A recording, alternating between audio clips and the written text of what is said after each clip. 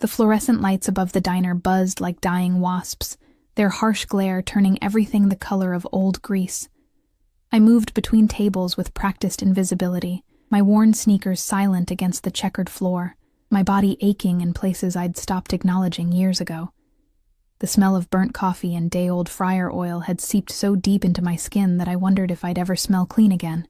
"Refill," grunted the man at table 7, not looking up from his phone. I poured without meeting his eyes. That was the trick. Be present enough to anticipate needs, absent enough that they forgot you were human. 5 years at Mel's Diner had taught me that much. 5 years of double shifts and thin tips, of managers who looked through me and customers who looked past me. I was 26 and invisible. The dinner rush had finally thinned when Sharon, the night manager, cornered me by the coffee station. Her lipstick had bled into the fine lines around her mouth, making her look older than her 40-something years. "Emily, we need to talk." My stomach dropped. I knew that tone. "The owner's nephew needs a job," she said, not quite meeting my eyes. "Family, you know. He starts Monday, so we're gonna have to let you go. 2 weeks severance, paid out Friday." The coffee pot trembled in my hand. "Sharon, I've been here 5 years. I've never missed a shift, never been late. It's not personal, sweetie, just business." She patted my shoulder with the same sympathy someone might show a stray dog before closing the door in its face. "You understand." I understood perfectly. I'd always understood. Understanding was what invisible people did best. The changing room smelled like cheap body spray and disappointment. I shoved my apron into my locker, my hands shaking as reality crashed over me. Rent was due in 10 days. My phone bill was already overdue. The student loans I'd been chipping away at would start defaulting within months.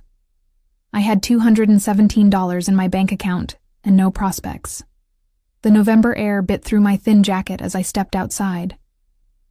The city stretched before me, all glittering lights and locked doors. Beautiful and indifferent as a postcard, I stood there breathing condensation into the darkness, wondering how I'd become so forgettable that 5 years of my life could be erased with a pat on the shoulder. My phone buzzed.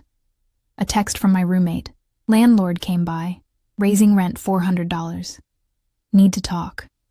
I laughed, sharp and bitter. Of course. Of course the universe wasn't done with me yet. My feet carried me downtown without conscious direction, past the restaurant district where people who mattered ate food I couldn't afford. Through my reflection in darkened windows, I could see what they saw.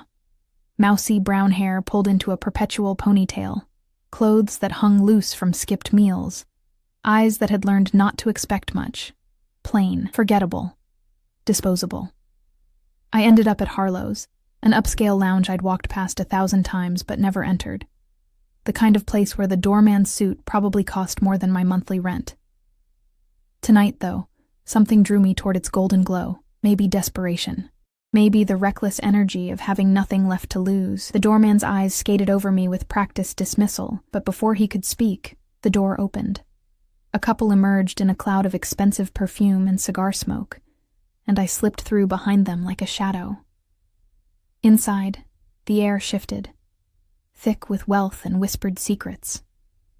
Crystal chandeliers cast prisms across mahogany walls. The crowd wore their privilege like armor, laughing with the easy confidence of people who'd never worried about rent. A jazz quartet played something low and sultry in the corner, each note worth more than my hourly wage. I shouldn't have been there. My jeans and diner-stained shirt screamed imposter, but I was already inside, and something stubborn had taken root in my chest. For just 10 minutes, I wanted to exist somewhere beautiful, somewhere that didn't smell like failure. The bar stretched along the back wall, all polished brass and infinite bottles of liquor I couldn't name. I approached slowly, hyper-aware of my cheap shoes on the expensive floor, of the bartender's appraising glance that calculated my net worth in seconds. "Just water, please," I said quietly. His eyebrow lifted, but he poured without comment. The glass was heavy, crystal that caught the light like captured stars. I held it like it might dissolve, proof of my unworthiness. That's when I felt it. The shift in the room's energy, like barometric pressure dropping before a storm. Conversations didn't stop exactly, but they hushed, modulated. People's postures changed subtly, shoulders drawing back, spines straightening. I turned, drawn by the collective gravity of attention being paid to something, someone, of consequence. 3 men entered through a private entrance I hadn't noticed. The 2 in front moved like violence barely leashed, their eyes scanning the room with professional paranoia. Dark suits that accommodated shoulder holsters, hands that had broken things. But it was the man between them who stole the oxygen from my lungs. He moved like power incarnate, like gravity bent around him instead of the reverse. His suit was charcoal perfection, so precisely tailored it seemed painted on. Dark hair swept back from a face that could have been carved from marble, sharp cheekbones, a jaw that looked capable of delivering verdicts, but it was his eyes that paralyzed me when they swept the room, dark, calculating, infinite as a starless sky. This was not a man who asked for things. This was a man who took. The crowd parted without him saying a word. The best booth in the house, the one with views of both entrances and no windows at its back, was suddenly, miraculously empty. He slid into it with the fluid grace of a predator settling into position, and one of his guards melted into the shadows while the other stood sentinel 3 feet away, hands folded, watching everything. I realized I'd been staring. Worse, I'd been frozen in place, water glass clutched in my white-knuckled grip, gawking like a tourist who'd never seen wealth before. The bartender appeared at my elbow. "You need to move along," he said quietly. "Now." Now. Something in his voice left no room for negotiation. "Before someone notices you're here." Shame burned hot in my cheeks. Of course. Even in my moment of rebellion, I was being reminded of my place. I set the glass down carefully, turned toward the door, my invisibility cloak settling back around my shoulders where it belonged. That's when it happened. My elbow caught the edge of a passing server's tray. Time slowed, crystalline and cruel, as I watched a bottle of wine, probably worth more than my security deposit, arc through the air in a perfect damning parabola. It shattered against the floor with a sound like breaking promises, red liquid spreading across white marble like accusatory blood. The jazz quartet faltered, conversation ceased, every eye in the room turned toward me, and I was no longer invisible. I was catastrophically, irrevocably seen. "I'm so sorry," I breathed, dropping to my knees, my hands uselessly trying to gather glass shards that only cut into my palms. Blood mixed with wine, pink and pathetic. "I'm so sorry. I'll pay for it. Miss." The server's voice was tight with controlled fury. "Don't touch that. Security will escort you out." 2 men materialized, their hands already reaching for my arms, and I knew with absolute certainty that this was it. This was the moment that would define the rest of my downward spiral. They'd press charges. I couldn't afford a lawyer. This would follow me, make me even more unemployable than I already was. But the hands never touched me. "Leave her." The voice came from across the room, quiet as a knife through silk. Not loud. It didn't need to be loud. It was the kind of voice that had never been ignored, that expected immediate obedience, and received it. The security guards froze. The entire lounge held its collective breath. I looked up from my bleeding hands and wine-soaked knees, and found myself trapped in the gaze of the man from the booth. He was watching me with an intensity that felt physical, like being pinned beneath a microscope. His expression revealed nothing. No anger, no pity, no amusement. Just an absolute, unwavering focus that made my skin prickle with primitive warning. "Bring her here," he said. "Mr. Constantine, she's just—" The manager had appeared from nowhere, wringing his hands. Did I stutter? 3 words, barely above a whisper, and the manager went pale. The guards released me. The room seemed to tilt on its axis. This couldn't be happening. Men like him didn't notice women like me except as obstacles to be removed. Yet his guard was already moving toward me, one massive hand extending in what might have been politeness or threat. With men like that, it was impossible to tell the difference. "Come," he said simply. I looked at the door, looked at my bleeding hands, looked at the wine spreading across expensive marble like my life draining away. And then, because I had no other choice, because saying no to a man who commanded rooms with his silence seemed more dangerous than whatever waited at that booth, I stood on trembling legs, and walked toward my fate. Each step felt like crossing into foreign territory. The crowd parted, but now their attention felt different. Not dismissive, but speculative. Calculating. Who was I, that Constantine had called me over? What value did I possess that they'd failed to see? Nothing, I wanted to tell them. I'm nobody. You had it right the first time, but then I was standing before his table, and up close, the danger radiating from him was even more pronounced. He smelled like expensive cologne and something darker underneath, gun oil maybe, or the particular tang of power that came from making people disappear. His guard moved me into the seat across from him with a hand on my shoulder that felt like a promise and a threat. Up close, his face was a study in controlled violence. A small scar bisected his left eyebrow. His knuckles bore the faint white marks of old fights. But his hands, resting on the table between us, were perfectly manicured, his cufflinks platinum and understated. A man who broke bones with the same hands that signed death warrants. "You're bleeding," he observed, his accent carrying the faint musical lilt of Eastern Europe. "Russian, maybe, or Ukrainian."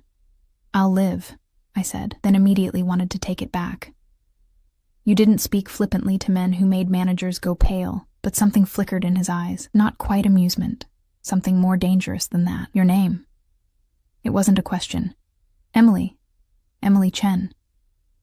"Emily." He said it like he was testing the weight of it, seeing how it felt in his mouth. "You work at Mel's Diner on 4th Street. My blood turned to ice water. How did he know that? "Not anymore," I heard myself say. "Got fired 2 hours ago." His head tilted fractionally, the gesture somehow predatory. "And so you came here, to Harlow's, to drink water you couldn't afford and feel sorry for yourself." The cruelty of his accuracy stole my breath. But there was something in his eyes, not pity, but recognition. Like he understood the particular flavor of desperation that drove people to beautiful places they didn't belong. "I should go," I said, starting to rise. "Sit." One word, gentle as a bullet. I sat. He studied me in silence that stretched like taffy, uncomfortable and endless. I could feel his guards watching, could sense the room's attention still fixed on our table like a spotlight I couldn't escape. My hands throbbed where glass had cut them, and somewhere in the back of my mind, I wondered if I was dreaming, if I'd passed out from stress, and this was some fever dream my breaking mind had conjured. "You have a gift," he said finally. I blinked. "What?" "Your voice, when you apologized." He leaned forward slightly, and I caught the full force of his attention like standing too close to a fire. Desperation, sincerity, perfect pitch. "You made every person in this room believe you would do anything to fix what you'd broken. I need someone who can do that." His eyes never left mine. Someone who can walk into a room and make people believe she's harmless, forgettable, desperate. Someone they'll underestimate. Understanding crashed over me like cold water. "You want me to spy for you. I want you to survive." He sat back, his expression unreadable. "You have 10 days before you're evicted. Student loans defaulting. No job, no prospects, no family who will help you." He paused, letting the completeness of his knowledge sink in like a slow poison. "I'm offering you a choice you didn't have an hour ago. And if I say no," the corner of his mouth lifted in something that wasn't quite a smile, "then you walk out that door and we never speak again. You find another minimum wage job, probably lose your apartment anyway, and disappear into the poverty that's been waiting for you since you were born." He leaned forward again, and this time there was something almost gentle in his voice. "Or you take my hand and never be invisible again." My heart hammered against my ribs. Every survival instinct I possessed screamed at me to run. This man was danger incarnate. Whatever he wanted me for would be illegal, immoral, probably deadly. I'd seen enough crime shows to know how this story ended, used up and discarded, or worse. But I looked down at my bleeding hands, thought about the $217 that was all that stood between me and homelessness, about Sharon's pitying smile, and the doorman's dismissive eyes, and 5 years of my life erased like they'd never mattered. I thought about being invisible, and then I looked up into Constantine's dark, infinite eyes, and heard myself whisper the words that would change everything. What do you need me to do? His smile was slow, satisfied, and absolutely terrifying.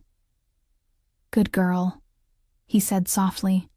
Now let me tell you about the man who destroyed my family. The guard drove me home in a black Mercedes that smelled like leather and barely contained violence. Constantine hadn't come. Men like him didn't deliver desperate waitresses to run-down apartments in questionable neighborhoods. Instead, he'd given me a burner phone, an address for tomorrow, and instructions delivered in that quiet voice that expected obedience. 9 a.m., don't be late, bring nothing. Now I sat in my cramped bedroom, the burner phone heavy as a grenade on my nightstand, and tried to process what I'd agreed to. The cuts on my palms had stopped bleeding, but they throbbed with each heartbeat, a steady reminder that this wasn't a dream. This was real. I'd made a deal with a man whose last name alone had made the lounge manager go pale. Konstantin Volkov. I'd Googled him the moment I got home. The results were sparse, carefully curated. A few society page mentions. Philanthropist, restaurateur, import-export magnate. The kind of legitimate business ventures that looked clean on paper, but the absence of information was more telling than its presence. Nobody worked that hard to appear boring, unless they were hiding something catastrophic. I'd found one photograph, Constantine at a charity gala, devastating in a tuxedo, a blonde socialite on his arm, but it was his eyes that arrested me. Cold and calculating even in formal wear, scanning the crowd like a predator cataloging prey. What had I done? My roommate Jenna knocked softly before opening the door. She worked nights at a hospital, perpetually exhausted, perpetually broke like me. Em? You okay? I heard you come in. Fine, I lied. Just a weird night. She studied me with nurse's eyes that missed nothing. Your hands are bandaged. Broke a glass at work. Before they fired me. The words tasted bitter. Shit, Em. I'm sorry. She sat on the edge of my bed, her scrubs rustling. About the rent increase, too. I've been picking up extra shifts, but... Don't worry about it, I heard myself say. I have something lined up. A job. Good money. Her eyebrows lifted. Already? What kind of job? What kind indeed? Administrative work, for a businessman. He needs someone who can handle confidential matters. It wasn't technically a lie. Constantine had said he needed someone forgettable to attend meetings, remember conversations, report back what she heard. My eyes and ears in rooms I can't enter, he'd said. My ghost at tables where wolves make deals. Jenna squeezed my shoulder. That's great. Really. I was worried. She stood, yawning. I need to sleep before my shift, but Em, be careful, okay? If something feels wrong, I will. Another lie, smooth as silk. After she left, I lay in darkness and replayed Constantine's story. He'd kept me at that booth for an hour, his voice low and hypnotic as he painted a picture of betrayal and blood. Viktor Morozov, he'd said, the name emerging like poison. 5 years ago, he worked for my father. Trusted, valued, family. His jaw had tightened almost imperceptibly. He stole $40 million from our accounts. But worse, he provided information to rivals. Names, locations, schedules. 7 men died because of what he sold. I'd watched his face as he spoke, seeing the carefully controlled rage beneath his marble exterior. Your father was one of the 7. 3 words, flat and final. Understanding had settled over me then. This wasn't business. This was blood. Victor disappeared, Constantine had continued. Went underground with enough money to buy new identities, new lives. We've spent 5 years looking. His eyes had locked onto mine. 2 months ago we found him. He's living in Chicago under the name Victor Morrison. Respectable businessman, real estate developer, engaged to a senator's daughter. And you want me to? He's hosting a charity auction next week. Private, exclusive. The kind of event where rich people congratulate themselves for tax-deductible compassion. His lips had curved in something cruel. He's looking for an assistant, someone to help coordinate his philanthropic ventures, someone harmless and desperate and grateful for the opportunity. The trap had been elegant in its simplicity. I would apply, get hired, gain access to his office, his computer, his secrets. Find evidence of the money he'd stolen, the people he'd destroyed. Become Constantine's weapon, disguised as a harmless girl who'd never mattered to anyone. And when you have what you need, I'd asked, then justice is served, and you walk away with $50,000 and a clean slate. $50,000. Enough to pay off my loans, get a real apartment, maybe even go back to school. Enough to stop being invisible. I'd looked into his eyes and known, with absolute certainty, that justice in Constantine's world didn't look like courtrooms and due process. It looked like shallow graves and closed caskets. I'm not a killer, I'd said quietly. I'm not asking you to be. He'd leaned back, his expression unreadable. I have people for that.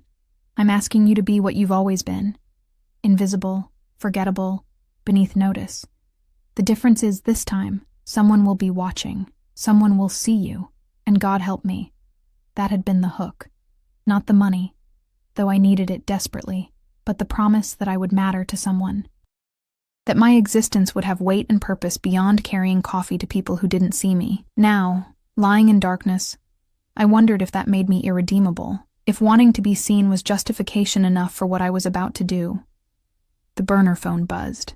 A text from an unknown number. Sleep well, Emily. Tomorrow you become someone new. I didn't sleep.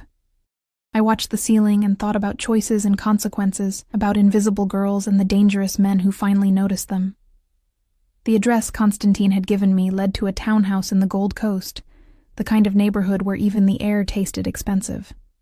The guard from last night, I'd learned his name was Dimitri, met me at the door, his face impassive as carved stone. Miss Chen, come.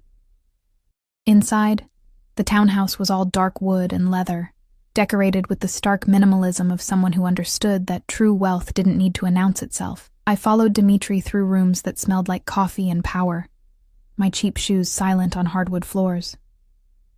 Constantine waited in what appeared to be a study, standing before floor-to-ceiling windows that overlooked the city.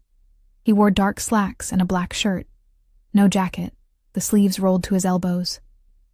Even dressed down, he radiated that same dangerous authority. He turned as I entered, and I felt the weight of his attention like a physical thing. Emily, good. You're on time. He gestured to a chair. Sit. We have work to do. The next 3 hours were a crash course in calculated deception. Constantine produced a laptop and pulled up Victor's website, Morrison Development, all glass towers and corporate responsibility statements. Victor himself smiled from the About page, silver-haired and distinguished, wearing respectability like an expensive suit. He's changed, I observed. Had work done. Extensively. Cheek implants, nose job, chin augmentation, different hair color, colored contacts. But underneath, Constantine's finger traced Victor's jaw on the screen. Same man. Same monster. He pulled up the job posting. Executive assistant needed for philanthropic ventures. The requirements were suspiciously vague, the pay surprisingly generous. A trap disguised as opportunity, which was ironic, considering I was walking into a different trap entirely. You'll apply using this resume. Constantine handed me papers. Sarah Mitchell. Recent graduate, eager, naive. You worked in hospitality. True enough. References all check out. You created a whole identity. I create what I need. He studied me, head tilted. We'll need to work on your appearance. You're too forgettable as you are. The words stung, even though they were true. I thought forgettable was the point. Forgettable. Not invisible. Victor needs to notice you enough to hire you, trust you enough to let you close. Then you fade into the background. He circled me slowly, assessing. Better clothes. Your hair down, properly styled. Makeup. Enough polish to suggest competence without threatening his ego. He made a call, speaking rapid Russian. Within minutes, a woman arrived. Irina, silver-haired and elegant, who looked at me with the critical eye of a sculptor facing raw marble. Come, she said, her accent thicker than Constantine's. We make you beautiful. The transformation took hours. Irina led me to a bedroom suite I hadn't known existed, where racks of clothing waited like soldiers. She stripped away my diner-stained identity piece by piece, replacing it with silk and cashmere and perfectly tailored wool. You hide, she said, not unkindly, as she worked. Behind bad clothes, bad posture, no more. Now you stand straight. You look people in eyes. You smile like you have secrets. She taught me how to move differently, shoulders back, chin up, steps that conveyed quiet confidence instead of apologetic invisibility. How to shake hands firmly, make eye contact, speak with the kind of measured assurance that suggested competence. My hair, released from its eternal ponytail, fell in waves past my shoulders. Irina trimmed and shaped it, added subtle highlights that caught the light. Makeup followed, not obvious, but transformative. My eyes, always my best feature, became luminous. My cheekbones appeared from nowhere. The pale, tired waitress disappeared, replaced by someone who looked almost elegant. When she finally let me see myself in the mirror, I didn't recognize the woman staring back. "Better," Constantine said from the doorway, making me jump. How long had he been watching? Much better. He moved into the room, and Irina melted away like smoke. Suddenly we were alone, and the space felt smaller. He circled me slowly, inspecting Irina's work, and I forced myself to stand still under his scrutiny. "Yes," he said finally. "Victor will hire you. You're exactly what men like him want. Pretty enough to look at, professional enough to trust, seemingly harmless enough to ignore." He stopped in front of me, close enough that I could smell his cologne. "Do you understand what you're walking into, Emily? You want me to spy on a dangerous man. I want you to survive in a wolf den without bleeding." His eyes held mine. "Victor isn't just a thief. He's paranoid, violent, and very intelligent. If he suspects you for even a moment, you won't make it out. Then why risk me? Why not send someone trained? Because trained people smell like predators. They carry themselves differently, watch differently. Victor would spot them immediately." He reached out, and I flinched before I could stop myself. His hand froze, then continued its path, adjusting the collar of my new blouse with impersonal precision. "But you? You're prey. It's written in every instinct you have. He'll never suspect prey of hunting him." The words should have insulted me. Instead, they felt like truth, cold and sharp and impossible to argue. "I need to know something," I said quietly. "When this is over, when you have what you need, will you kill him?" Constantine's expression didn't change. "Does it matter?" "Yes." "Why?" "Because I need to know what I'm really agreeing to. I need to know if I'm helping to execute someone." He studied me for a long moment, and something shifted in his eyes, not softening exactly, but acknowledging. "Victor murdered 7 men. He destroyed families, orphaned children. He's living in luxury built on blood money while my father is in the ground." His voice remained quiet, controlled. "What would you call that, if not an execution already?" "The law." "The law?" Now his smile was sharp as broken glass. "The law is for people with clean money and expensive lawyers. Victor has both. He'll never see the inside of a courtroom, let alone a cell." He stepped closer, and I felt pinned by the intensity of his focus. "I'm offering you a choice, Emily. Help me, or walk away. But don't stand here and pretend the world is fair. You know better. You've been invisible your whole life because the world is built by wolves for wolves. Sheep just survive in the margins." He was right. God help me. He was right. $50,000, I said. "And I walk away clean. No connections, no obligations." "Agreed. And I don't pull any triggers. I don't hurt anyone directly." "You're the scout, not the soldier." He extended his hand. "Do we have a deal?" I looked at his hand. Elegant, dangerous, offering me a devil's bargain wrapped in necessity. I thought about my empty bank account, my vanished job, 5 years of invisibility. I thought about Victor's smile on that website, about stolen money and murdered men. I thought about being seen. I placed my hand in his, and his fingers closed around mine like a verdict. "Then let's begin," Constantine said softly. "Tomorrow, you apply for the job. In 1 week, you'll be inside his operation. And in 1 month, Victor Morozov will pay for everything he's taken." He didn't release my hand immediately. Instead, he turned it over, examining the bandages on my palms from last night's broken glass. "These will scar," he observed. "I know." "Good." His thumb brushed over the bandage with surprising gentleness. "Scars remind us that we survived, that we're stronger than whatever tried to break us." Then he released me and stepped back, the moment of unexpected intimacy evaporating like it had never existed. "Dimitri will take you home. Study Victor's file tonight, every detail. Tomorrow you become Sarah Mitchell and Emily Chen." He paused at the doorway. "She disappears until this is finished. No contact with anyone who knew her. Complete isolation. For how long?" "However long it takes." His eyes met mine one final time. "Welcome to my world, Emily. Try not to drown." After he left, I stood in that expensive bedroom wearing clothes that cost more than I used to make in a month, and wondered if I'd just made the best or worst decision of my life.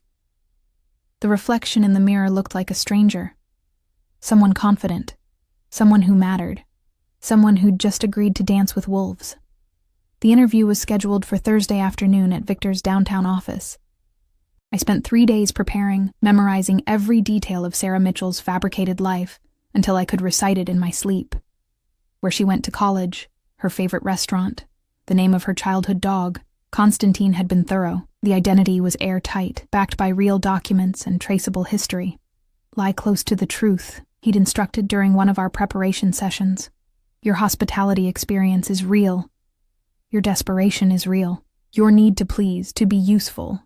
That's all real. You're not playing a character. You're just editing your history." Now I stood outside Morrison Development, wearing a tailored navy dress that Irina had selected, my hair styled in soft waves that made me look professional but approachable.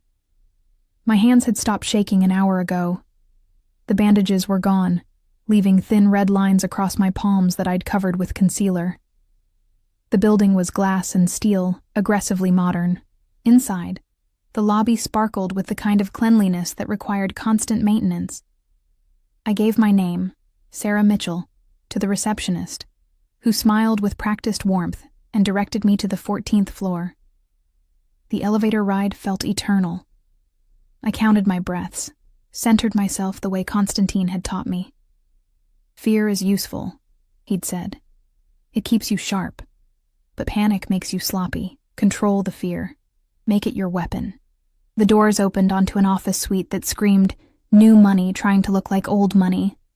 Dark wood, leather furniture, abstract art that was probably expensive but felt soulless. Another receptionist, older this time, looked up from her computer. "Sarah Mitchell?" "Yes." "Mr. Morrison will see you shortly. Please, have a seat." I sat, crossed my ankles the way Irina had taught me, and waited. From here I could see into the main office through glass walls. Victor Morrison now, sat behind an enormous desk, talking on the phone. Even from a distance, I could see what Constantine meant. The man had been rebuilt from scratch. Distinguished silver hair, warm smile, expensive suit. He looked like someone's beloved grandfather, not a murderer who'd stolen $40 million. The man who'd killed Constantine's father. My stomach twisted, but I kept my face neutral. "Prey," I reminded myself. "Your prey. Harmless and grateful and beneath notice."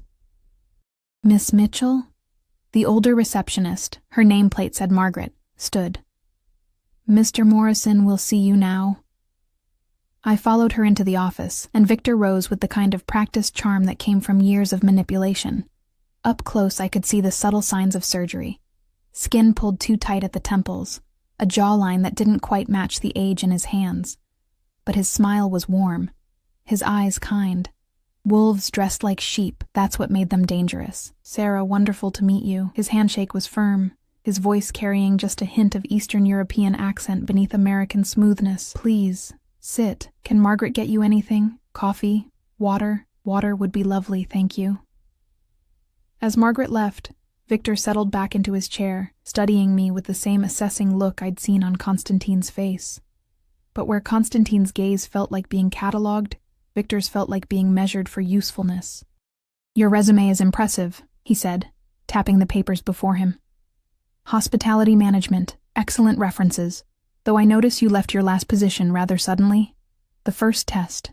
I'd prepared for this. The owner's nephew needed a job, family politics. I allowed a hint of bitterness to color my voice. 5 years of loyal service, and I was let go with 2 weeks severance. That must have been difficult. It was a wake-up call. I'd been comfortable, and comfort makes you complacent. This opportunity, working in philanthropy, making a real difference.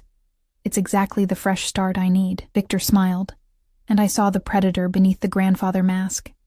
He liked my answer, liked the combination of professional disappointment and eager gratitude. I was exactly what he'd been looking for. Someone skilled enough to be useful, desperate enough to be loyal. Tell me, Sarah, what do you know about Morrison Development? I'd memorized the website, every press release, every carefully crafted piece of his new identity.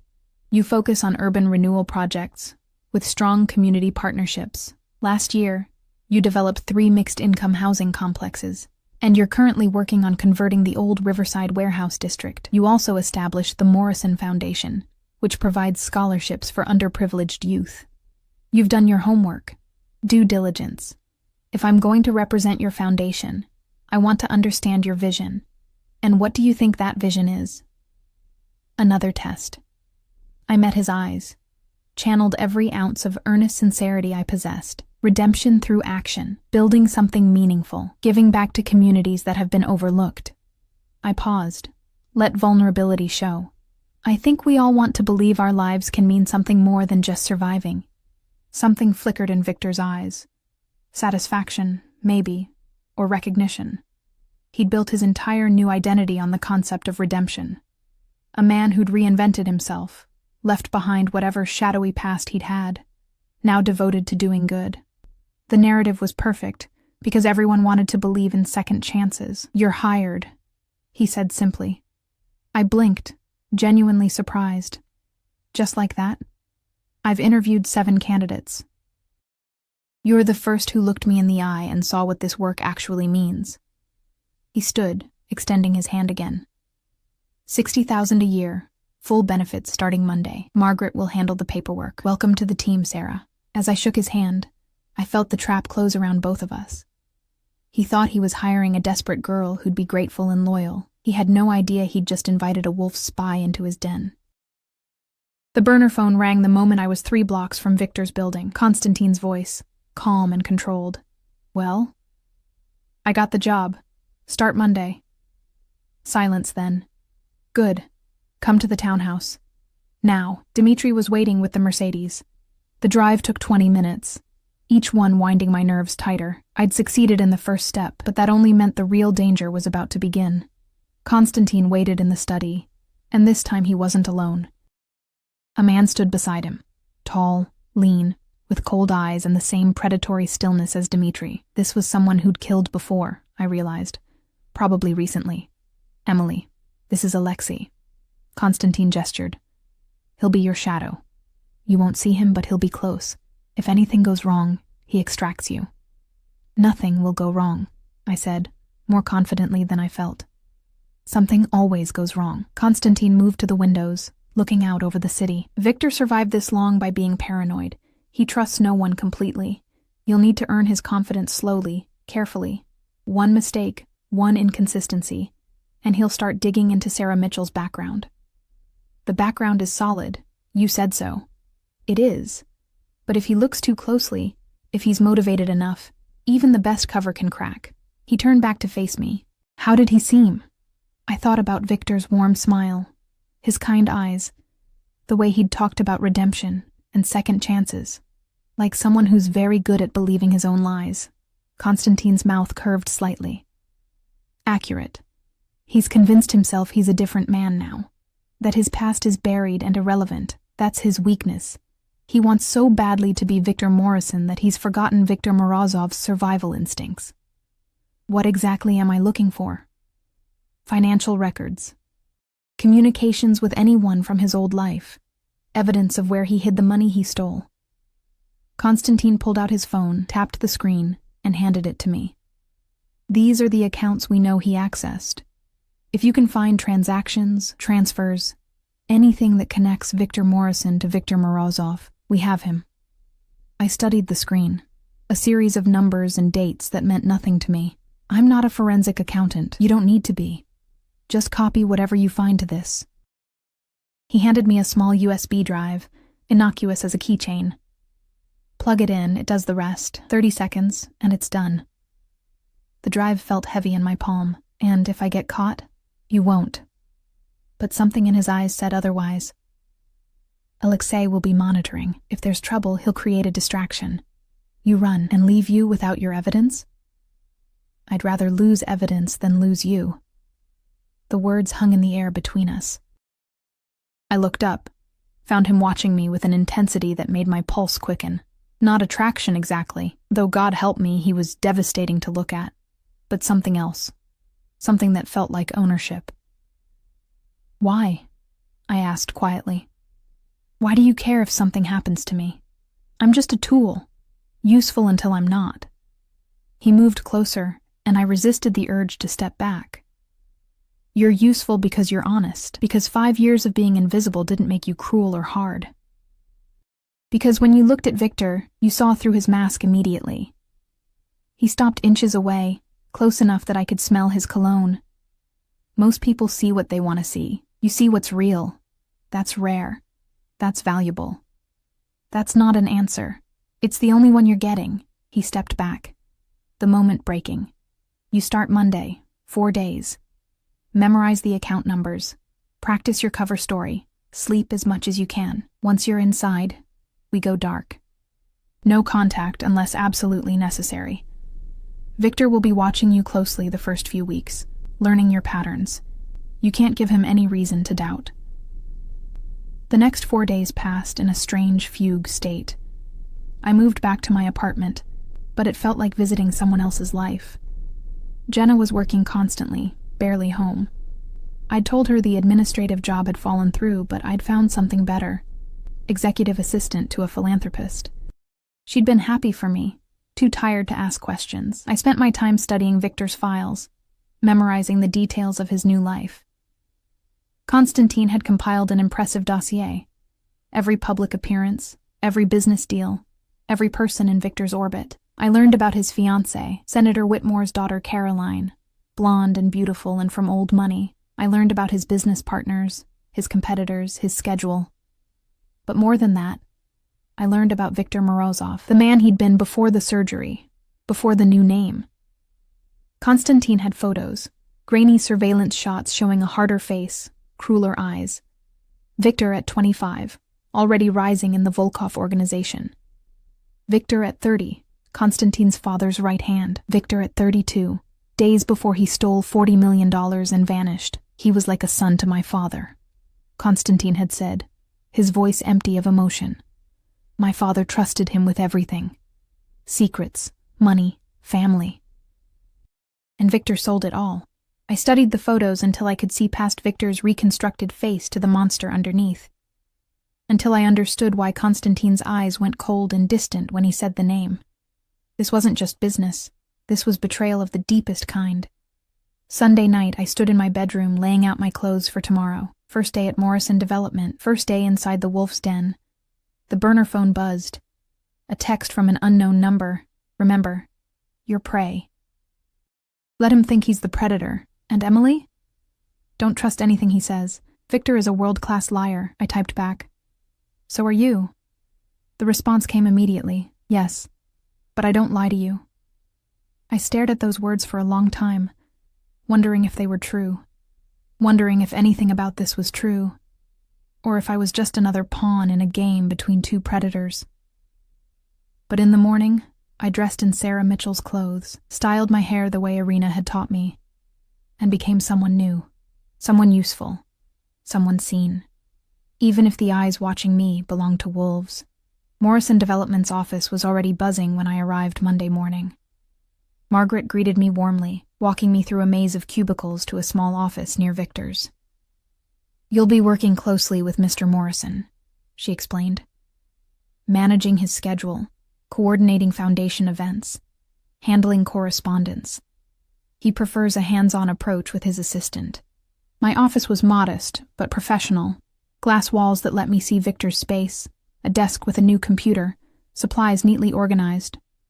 Margaret spent 2 hours walking me through systems and protocols, introducing me to other staff members whose names I committed to memory.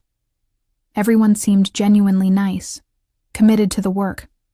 Normal people doing normal jobs, completely unaware their boss was a murderer. Victor appeared just before lunch, looking distinguished in a charcoal suit. "Sarah, settling in?" "Yes, thank you. Margaret's been incredibly helpful." "Excellent. I have a lunch meeting, but when I return, let's discuss the scholarship gala. It's in 3 weeks, and I'll need you to take point on final arrangements." He smiled that warm, grandfatherly smile. "I have a feeling you're going to be invaluable." After he left, I sat at my desk and breathed. The first day was about establishing presence, learning routines, becoming part of the landscape. Victor needed to get used to seeing me here, trusting that I belonged. The office itself was an open floor plan, deliberately transparent, I realized. Hard to have private conversations when everyone could see everyone else. Victor's office had glass walls on 3 sides. Only his private bathroom and a small conference room offered any privacy. That would be a problem. I spent the afternoon organizing files, familiarizing myself with donor lists and event schedules. On the surface, everything looked legitimate. Morrison Development really did build housing for low-income families. The foundation really did provide scholarships. Victor had built an empire of good works, each one another brick in the wall that separated him from his past. But somewhere in this building was evidence of that past. Account numbers, communications, something that connected Victor Morrison to Viktor Morozov, something that would bring Konstantin's vengeance down on his head. I just had to find it without dying in the process. At 5 p.m., Victor stopped by my desk. "First day surviving?" "More than surviving. I love it already." "Good. Tomorrow we'll dive deeper into the gala planning. For tonight, go home. Rest. You've earned it." He hesitated, then added, "Sarah, I'm glad you're here. I think you're exactly what this organization needs." As I watched him walk away, I wondered if he said the same thing to everyone he was about to destroy. Outside, dusk was falling. I walked 3 blocks before the black Mercedes appeared, Dmitri at the wheel. He didn't speak, just drove me to the townhouse where Konstantin waited. "Tell me everything," he said the moment I entered. So I did. Every detail, every conversation, every observation about the office layout and security. Konstantin listened with absolute focus, occasionally asking questions, his mind clearly cataloging everything for future use. "You did well," he said finally. "Victor trusts easily in the beginning. It's later, when he starts to care, that he becomes dangerous. When he starts to care, Victor bonds with his assistants, treats them like family. It's part of his redemption fantasy, surrounding himself with people he can trust, can protect. He'll start confiding in you, sharing his worries, asking your opinion." Konstantin's eyes met mine. "That's when you'll have access, when he thinks of you as an ally, not an employee." "How long?" 2, maybe 3 weeks, then we make our move." He stood, poured 2 glasses of whiskey from a crystal decanter and handed me one. "To the first day of your new life." I took the glass, our fingers brushing. "You mean Sarah Mitchell's life?" "No," his gaze held mine. "I mean Emily Chen's, the woman who finally stopped being invisible." We drank, and I tasted smoke and peat and the particular flavor of deals made with devils. Outside the windows, the city glittered like broken glass, beautiful and sharp and full of hidden edges. 2 weeks passed in a careful dance of deception. I became Sarah Mitchell so thoroughly that Emily Chen felt like a distant memory, a ghost I'd left behind. Every morning, I arrived at Morrison Development by 8:30, coffee in hand, smile ready. Every evening, I reported to Konstantin, documenting each conversation, each observation, each tiny crack in Victor's armor. And there were cracks.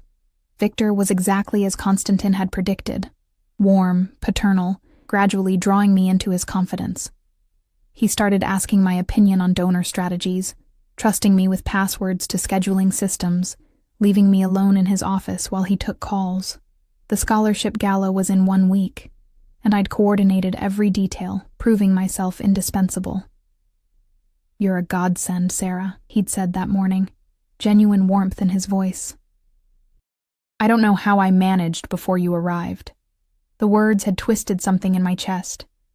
Because underneath the monster who'd murdered 7 men, there was a human being who seemed to genuinely believe in the work he was doing, who looked at scholarship recipients with real pride, who talked about giving people second chances like he actually meant it. It made hating him complicated. "You're getting soft," Constantine observed that evening.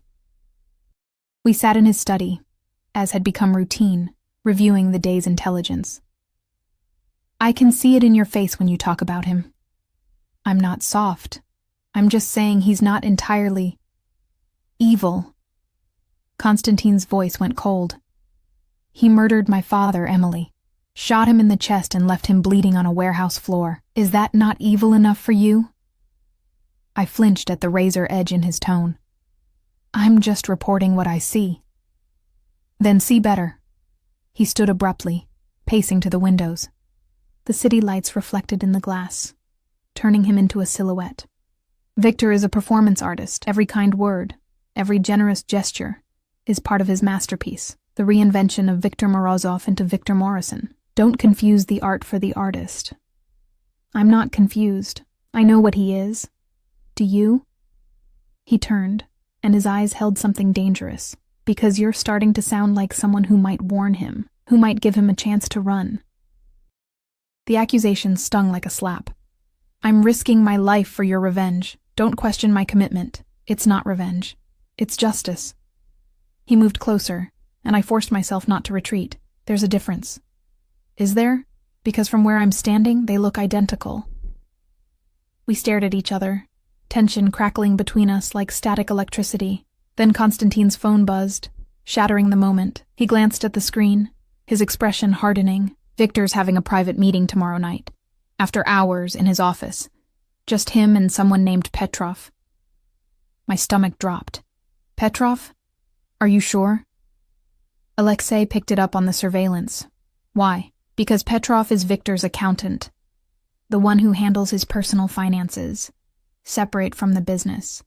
I'd seen the name in Victor's private contacts, flagged it as potentially significant. If they're meeting after hours, then they're discussing something they don't want on record. Constantine's eyes gleamed. "This is it, Emily. This is your chance.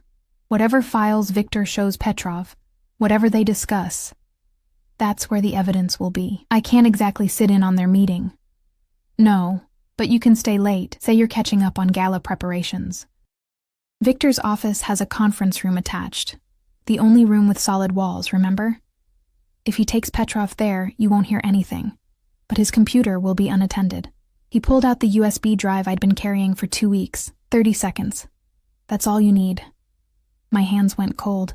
If he comes back, he won't. The conference room door doesn't have a window. Once they're inside, they're committed to privacy. You'll have time. And if something goes wrong, Alexei will be in the parking garage. Any trouble you run, he'll extract you. Constantine gripped my shoulders, forcing me to meet his eyes. "You can do this, Emily. I know you can." But his certainty felt like weight pressing down on me, because this wasn't surveillance anymore. This was active theft. And if I got caught, Victor wouldn't just fire me. Men like Victor, men like Constantine, didn't call the police when someone betrayed them. They made problems disappear. The next evening, I stayed late, as planned. Most of the staff left by 6, and by 7, the office was nearly empty. I sat at my desk, laptop open, pretending to review catering contracts while my heart hammered against my ribs. Victor arrived at 7:30, looking tired but pleased to see me. "Sarah, you're here late." "Just finalizing the gala details. I want everything perfect." I smiled, channeling Sarah Mitchell's eager professionalism. "You know me, a bit of a perfectionist. That's why you're so valuable." He checked his watch. "I have a meeting in a few minutes. Shouldn't take long. You'll be all right?" "Of course. I'll probably head out soon myself." Petrov arrived 10 minutes later, a nervous man in his 50s, carrying a leather briefcase like it contained nuclear codes. Victor greeted him with careful warmth, and I watched from my peripheral vision as they disappeared into the conference room, the door closing with a solid click. I waited exactly 90 seconds. Then I stood, smoothed my dress, and walked to Victor's office on legs that felt like water. The space felt different, empty, larger, colder, full of shadows.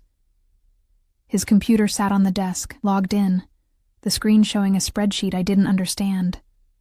My hands shook as I pulled out the USB drive, and for a moment, I just stood there, frozen by the magnitude of what I was about to do. This was the point of no return. Once I plugged in that drive, once I stole Victor's secrets, I became what Constantine needed me to be. A weapon. A tool of vengeance. There would be no going back to invisibility, no pretending I was just an innocent girl caught in circumstances beyond her control. I thought about Constantine's father, bleeding on a warehouse floor. About 7 men dead because Victor had sold them out. About $40 million and all the lives it had destroyed. I thought about being seen. I plugged in the drive. The software activated immediately. A small progress bar appearing on the screen. 15 seconds. 20. I counted each heartbeat, each breath. My eyes locked on that conference room door. 25 seconds. The bar crept toward completion with agonizing slowness. 30 seconds. The drive beeped softly. Done. I yanked it out, shoved it in my pocket, and turned toward my desk. The conference room door opened. Time crystallized. Victor stood in the doorway, looking directly at me, his expression unreadable. Behind him I could see Petrov gathering papers. Victor's eyes flicked to his computer, then back to me. Sarah. His voice was carefully neutral. I thought you'd left. Just grabbing my phone. I held it up, hoping he couldn't see my hands trembling, left it charging at my desk. I see. He studied me for a long moment, and I felt his suspicion like a physical weight. Then he smiled, but it didn't reach his eyes. Drive safe. It's late. You too, Mr. Morrison. Have a good evening. I walked out of that office with measured steps, fighting every instinct that screamed at me to run, through the empty cubicles, to the elevator, down to the parking garage where Dmitri waited in the Mercedes, engine already running. I climbed in, and he drove. Neither of us spoke. We didn't need to. He'd been watching the surveillance feed. He knew how close that had been. Constantine was waiting at the townhouse, Alexei beside him. The moment I walked in, Constantine knew. He saw you. He saw me leaving his office. I don't know if he suspects anything. Give me the drive. I handed it over with shaking hands. Constantine plugged it into his laptop, and we waited while the software unpacked its stolen payload. Files began appearing on the screen, spreadsheets, bank statements, encrypted documents. Constantine's eyes moved rapidly across the data, and slowly his expression changed. This is it, he breathed. Transactions going back 6 years. Accounts in the Caymans, Switzerland, Singapore. And look. He pulled up a scanned document, old and faded. Transfer authorization, 40 million. Signed by Victor, dated 3 days before my father died. The evidence was damning, conclusive. Victor Morozov was Victor Morrison, and every dollar he'd built his new life on was stained with blood. So what happens now? I asked. Constantine saved the files. Back them up, his movements precise. Now we wait. If Victor suspects you, he'll move. We'll see it in his behavior, his communications. If he doesn't, he looked up, his eyes dark. Then in 6 days, at the gala, we end this. The gala? With 300 people there? With 300 witnesses to Victor's generosity and redemption?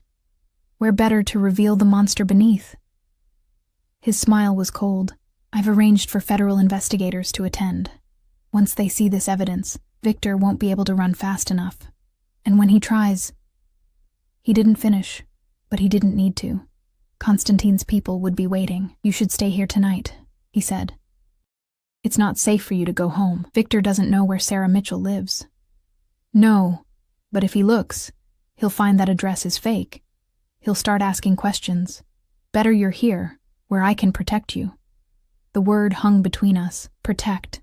Like I was something valuable, something worth keeping safe. Irina appeared with food I couldn't eat, and showed me to a bedroom I'd never seen, elegant, feminine, with clothes already hanging in the closet in my size. As if Constantine had known I'd end up here. As if he'd planned for this from the beginning.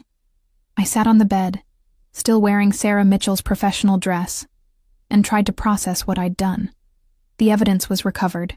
Victor's fate was sealed. In less than a week, Constantine would have his justice, and I would have $50,000 and my freedom. So why did I feel like I was drowning? A knock on the door. Constantine entered without waiting for permission, carrying a glass of whiskey. You should drink this. I should go home. Emily, don't. I stood, suddenly angry. Don't tell me I'm safe here. Don't tell me you're protecting me. I did what you asked. I got your evidence. This deal is almost done. Is that what you think this is? A transaction? What else would it be? But even as I said it, I knew it was a lie. Knew it had stopped being a simple deal weeks ago, when he'd started looking at me like I mattered. When I'd started caring whether he approved of my work. He moved closer, setting the glass on the nightstand. You think I don't see you struggling with this? Hating Victor but sympathizing with him? Wanting justice but questioning the cost? I don't. You do. You're not like me, Emily. You still believe the world can be good, that people can change. That's what makes you dangerous to yourself. His hand came up, brushing a strand of hair from my face with unexpected gentleness. But it's also what makes you remarkable. I should have stepped back, should have maintained distance, reminded him this was business, but his touch felt like being seen, really seen, for the first time in my life. Not as prey, not as a tool, but as someone who mattered. What happens after? I whispered. After Victor pays, after I take my money and disappear. Do I just go back to being invisible? Is that what you want? I don't know what I want anymore. His thumb traced my cheekbone, and I saw something shift in his eyes. Something that looked almost like vulnerability. When this is over, you'll be free. Truly free. No debt. No desperation. You can be anyone you want. And if I don't know who that is, then I'll help you figure it out. He leaned closer, and I could smell his cologne, feel the heat radiating from his body. You're not invisible anymore, Emily. You'll never be invisible again. The kiss, when it came, felt inevitable, like gravity finally winning. His mouth was firm, demanding, tasting like whiskey and dark promises. I kissed him back, pouring 2 weeks of tension and fear and strange, twisted desire into the contact. His hand slid into my hair, tilting my head back, deepening the kiss until I was drowning in sensation. When he finally pulled back, we were both breathing hard. His forehead rested against mine. And for a moment, he was just a man, not a monster in expensive clothes. This complicates things, I breathed. Yes. He didn't sound sorry. Victor saw me in his office. He might be suspicious. I know. If he is, if he runs, then we adapt. That's what predators do.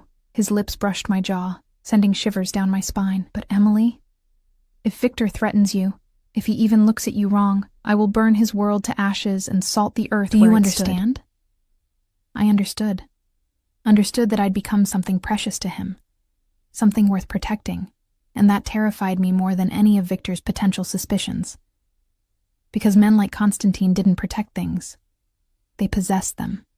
I need to sleep, I said, pulling away. Tomorrow I have to face Victor and pretend nothing's changed. Can you do that? I thought about 5 years of being invisible. 5 years of pretending I didn't exist. Yes, I can do that. He studied me for a long moment, then nodded. Sleep. I'll be down the hall if you need me. After he left, I sat on the bed and touched my lips where he'd kissed me. This was supposed to be simple. Help Constantine. Get paid. Walk away.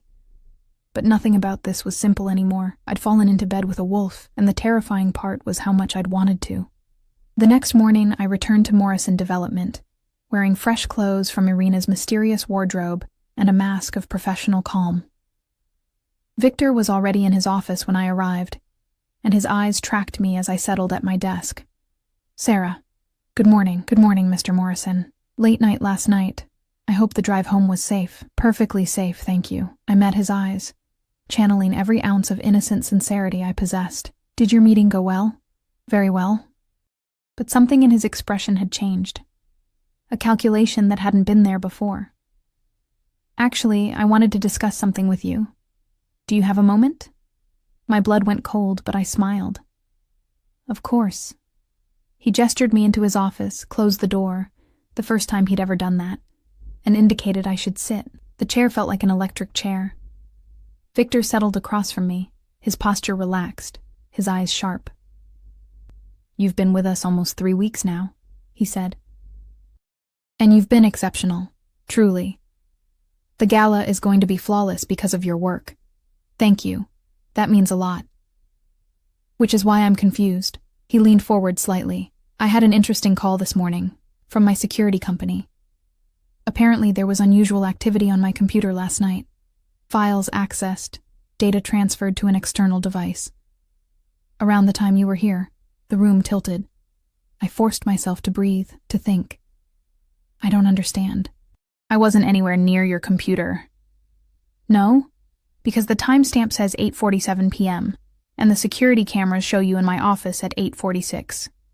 He knew. God help me. He knew. I was getting my phone, I said, hearing the tremor in my voice and hating it. From my desk. I didn't touch your computer. Victor studied me, and I saw the exact moment his suspicion crystallized into certainty. Saw the warm grandfather mask slip, revealing the predator beneath. Who sent you, Sarah? His voice went soft, dangerous. Or should I call you by your real name? The world narrowed to Victor's cold eyes and the sound of my heart hammering. Every instinct screamed at me to run, but I was trapped. His office door closed, his body blocking the exit, and somewhere in this building, probably his guards already moving into position. I don't know what you're talking about, I said, but my voice shook. Don't insult me.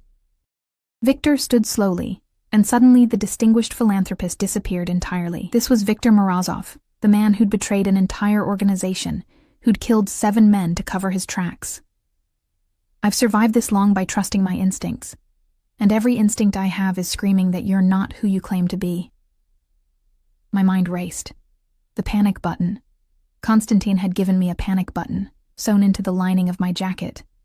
One press, and Alexei would come. But Victor was between me and the door, and I'd never reach it in time. Sarah Mitchell, Victor continued, pulling out his phone. Recent graduate, excellent references, except I had someone dig deeper this morning. Your references? All traceable to shell companies. Your university records? Perfect. But only going back 5 years, like someone created them retroactively. He showed me the screen, photos of me. Not as Sarah, but as Emily. At Mel's diner, serving coffee, invisible and anonymous. Emily Chen, fired from a diner 3 weeks ago, disappeared the same night. And then Sarah Mitchell appeared, with a resume perfectly tailored to what I needed. Ice flooded my veins. Victor. So I'll ask you again. He moved closer, and I saw the monster Konstantin had described. Who sent you? What do they want? My hand found the panic button through the fabric of my jacket. I pressed it once, hard, praying Alexei was monitoring. I needed a job, I said, buying time. I lied on my resume because I was desperate. That's all. I'm not. Don't. His hand shot out, gripping my wrist hard enough to bruise. I know a spy when I see one. The question is whether you're law enforcement or something worse. The door burst open, but it wasn't Alexei. It was Dmitri, Konstantin's guard, moving with lethal grace. Victor barely had time to turn before Dmitri's fist connected with his jaw, sending him sprawling. 2 of Victor's security rushed in, and suddenly the office exploded into violence. Run! Dmitri shouted at me. I ran. Through the office, past shocked staff members, toward the stairwell because the elevators would be too slow. Behind me I heard shouting, the sounds of fighting. My heels caught on the stairs and I kicked them off, taking the steps 2 at a time in bare feet, 14 floors between me and escape. 8 floors down, heavy footsteps echoed above me. Victor's men, pursuing. I pushed harder, lungs burning, muscles screaming. 4 floors. 2. The lobby doors burst open and I stumbled through, nearly colliding with Margaret, who screamed. Sarah, what's happening? No time to answer. The black Mercedes was already there, Alexei at the wheel, passenger door open. I dove inside and he accelerated before I'd even closed it, tires squealing. "Dmitri," I gasped. "We'll handle it. Put this on." He tossed me a bulletproof vest. "What? Why would I?" The rear window exploded. Glass rained over me as Alexei swerved violently. In the side mirror, I saw a black SUV pursuing us, someone leaning out the window with a gun. This wasn't corporate security. This was Victor's real muscle, the men who'd helped him disappear 5 years ago, who'd protected him ever since. "Get down," Alexei barked. I crouched as low as I could, the vest heavy and awkward. More gunshots, the sharp crack of bullets hitting metal. Alexei drove like a man possessed, weaving through traffic, running lights. My phone buzzed, Konstantin calling. "Are you hurt?" His voice was tight with controlled fury. "No." Victor knew. He figured it out. "Alexei is..." Another gunshot cut me off. "Where are you?"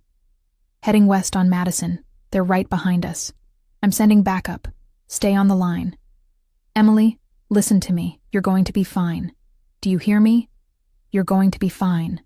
But his voice sounded like a lie, because we were racing through downtown Chicago with armed men shooting at us. And fine seemed like a concept from another universe.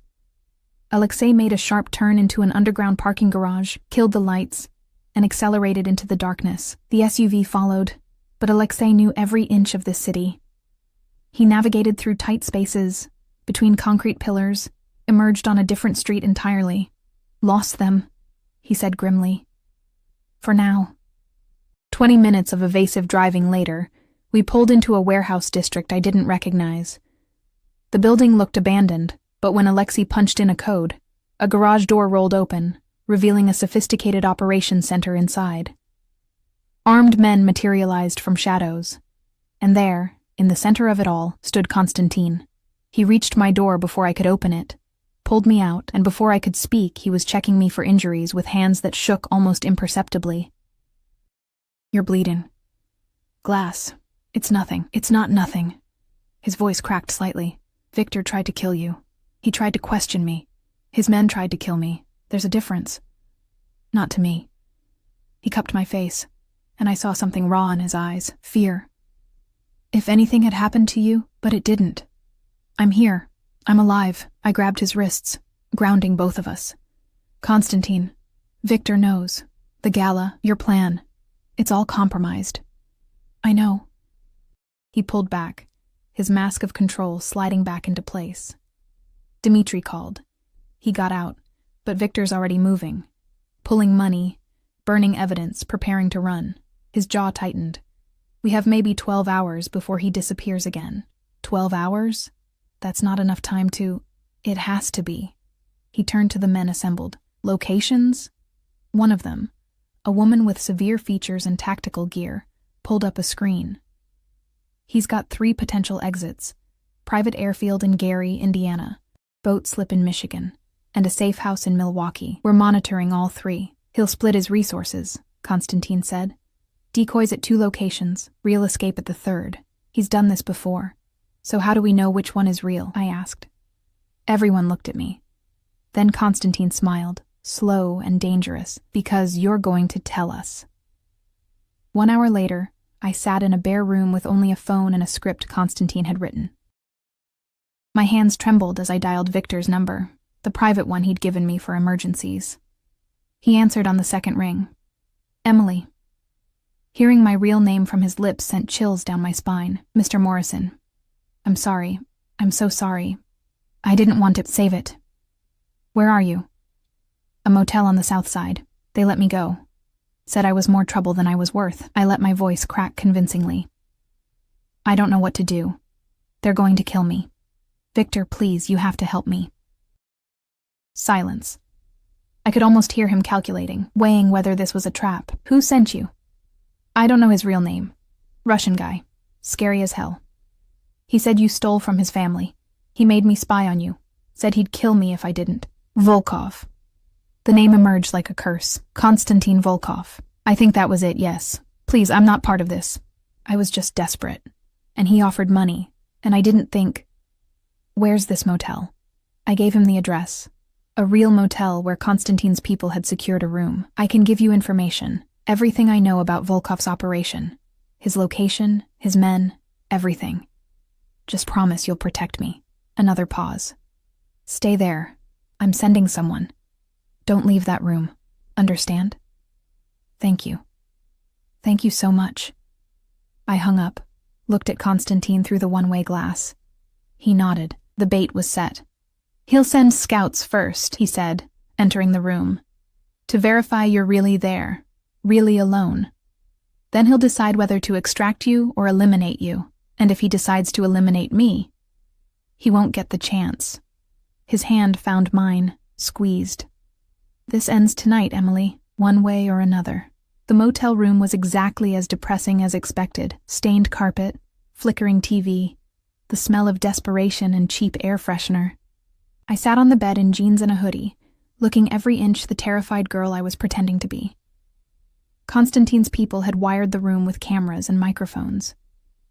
Alexei was in the room next door, Dmitri across the hall, 6 more men positioned around the perimeter. I wasn't actually bait. I was the trap's trigger. 2 hours crawled by. Then a knock, soft, almost gentle. Sarah? It's me. Open up. Victor's voice. He'd come himself. I opened the door, and there he stood. No guards, no security, just Victor in casual clothes, looking grandfatherly and concerned. For a moment I almost believed it.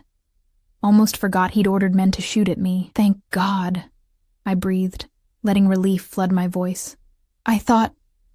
He pushed inside, closed the door, and before I could react, his hand was around my throat, slamming me against the wall. The concerned grandfather mask shattered completely. Did you really think I'd fall for this? His grip tightened. You stupid girl. You led me right to a trap. Black spots danced across my vision. I clawed at his hands, but his strength was terrifying. No, I didn't. Where's Volkov? Is he here? Did you think I wouldn't notice the surveillance? The armed men pretending to be maintenance workers? He leaned close, his breath hot on my face. I've been running from people like him for 5 years. You think I don't know when I'm being set up? The bathroom door exploded outward. Konstantin emerged like violence personified, and suddenly Victor was the one slammed against the wall, Konstantin's forearm across his throat. I collapsed, gasping, as the 2 men faced each other, predator and predator, all pretense stripped away. Hello, Victor, Konstantin said softly. Did you miss me? Victor's eyes widened with recognition and fear. Konstantin, you're alive. Disappointed? You sent your men to kill me too, didn't you? Along with my father and 6 others, but I survived. I always survive. He pressed harder, and Victor choked. The question is, will you? Wait, Victor gasped. The money, I can give it back. All of it. Plus interest, 50 million. 60. Just let me go. You think this is about money? Konstantin's voice dropped to a whisper. You betrayed my father, the man who treated you like a son, who trusted you with everything, and you sold us out for 40 million pieces of silver. I had no choice. Fedorov was going to kill me. He said if I didn't... You always have a choice. My father chose loyalty. Those 6 men chose loyalty. They died for it. You chose to live like a coward. Victor's face purpled. Please, Konstantin, please. I'll do anything. I know you will. Konstantin released him slightly. That's why you're going to walk out of here with me, quietly. And you're going to tell federal investigators everything about your money laundering, your old connections, your entire operation. You're going to spend the rest of your life in prison, Victor, and every day, you'll remember that I put you there. Prison? Victor laughed, slightly hysterical. You're not going to kill me? Death is too easy, too quick. Konstantin smiled coldly. I want you to suffer. Want you to lose everything you built. Watch your reputation crumble. Spend decades in a cell thinking about the man you could have been. That's justice. Federal agents burst through the door then. Real ones with badges and warrants. Konstantin had called them the moment Victor confirmed he was coming. Everything he'd said was recorded, admissible. Victor's confession to his involvement with Fedorov, his implicit admission of guilt, it was enough. They handcuffed Victor, read him his rights. As they led him toward the door, he looked at me. You're just like me, Emily, a survivor who did what she had to. He'll use you up and throw you away, just like I would have. No, I said quietly. I'm nothing like you, because I know the difference between surviving and betraying. After they took him away, the room felt enormous and empty. Constantine stood by the window, watching the federal cars disappear. I approached slowly, my throat still aching from Victor's grip. Is it over? I asked. Yes. Victor will spend the rest of his life in federal prison. The evidence we gathered showed connections to 3 different criminal organizations. He'll be lucky if he survives a year inside. He turned to face me. You're free, Emily. $50,000 as promised, plus another 50 for nearly getting killed. I don't want your money. His eyebrows lifted. What? I mean, I'll take it. I'm not stupid. But that's not what I want. I moved closer, my heart hammering. What happens now? With us? There is no us. I'm a criminal, Emily. You're an innocent girl who helped me once. Take the money, disappear, build a real life. Stop. I grabbed his jacket. Stop deciding what I want, what I need. I'm tired of being told what my life should look like. You don't know what you're asking for, don't I? I've spent 3 weeks in your world. I've seen what you are, what you do. And I'm still here, aren't I? I held his gaze. You said I'd never be invisible again. Were you lying? No, then see me. Really see me. Not as prey, not as a tool, not as someone who needs protecting. See me as someone who chose this, who chose you. His hands came up to frame my face, and I saw the war in his eyes, between what he wanted and what he thought I deserved. I'm not a good man, Emily. I'm not looking for a good man. I'm looking for an honest one, and you've never lied to me. Not once. If you stay, if you choose this, there's no going back. My world is dangerous, violent. You'll never have a normal life. I've never wanted normal. I wanted to matter. And with you, I do. I stood on my toes, bringing my lips close to his. So stop trying to save me from myself and just kiss me. He did. And this time, it wasn't desperate or frantic. It was a promise. A choice we were both making, eyes open, knowing exactly what it meant. When we finally broke apart, he rested his forehead against mine. You're insane. Probably. Is that going to be a problem? Absolutely. But he smiled, genuine and unguarded. Stay with me tonight. Tomorrow we figure out the rest. 6 months later, I stood in Constantine's penthouse, overlooking the city where I'd once been invisible. The girl who'd served coffee at Mel's diner felt like a stranger now, someone I'd been in another life. I'd used part of my money to pay off my loans, helped Jenna with rent until she found a better job, sent some to my estranged mother without expecting a response.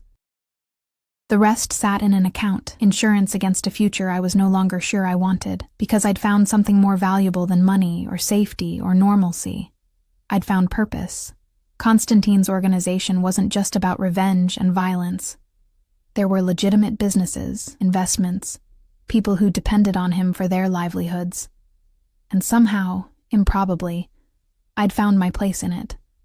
Not as arm candy or a kept woman, but as someone useful. Someone who could read people, spot deceptions, navigate social situations with the same invisibility that had once been my curse. I was his ghost again, but this time, I chose to be. Deep thoughts? Constantine appeared behind me, wrapping his arms around my waist. Just remembering how we met. You called me prey. You were. You're not anymore. He kissed my neck. Now you're dangerous. Is that a compliment in your world? It's the highest compliment I can give. I turned in his arms, studying his face. 6 months, and I was still learning him.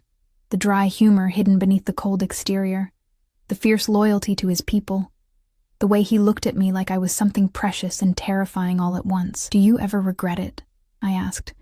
Not killing Victor when you had the chance? No, prison is worse for men like him. Death would have been mercy. His thumb traced my cheekbone. Do you? Regret helping me? I thought about Emily Chen, invisible waitress. About the moment in Harlow's when I'd spilled wine and changed my life forever. About choosing to be seen, even when being seen meant danger. Not for a second. Good. He kissed me softly. Because I have another job for you. High-stakes negotiation, possibly dangerous, definitely illegal. When do we start? Tomorrow. Tonight I just want you. I smiled against his lips. Then take me. Later, lying in his bed with the city lights casting shadows across the ceiling, I thought about wolves and prey, about visibility and choices. I'd been thrown away by society, deemed forgettable and worthless, but I'd found someone who saw value in what others dismissed. I wasn't invisible anymore. I was seen, known, wanted, and I'd chosen to be dangerous. The girl who'd been a waitress they threw away had become someone new, someone who mattered. Someone who'd learned that sometimes the most powerful choice you can make is deciding who gets to define you. I chose myself, and then I chose him. And in the darkness of a penthouse overlooking a city full of people who still didn't see me, I finally understood what freedom felt like. It felt like being exactly who I wanted to be.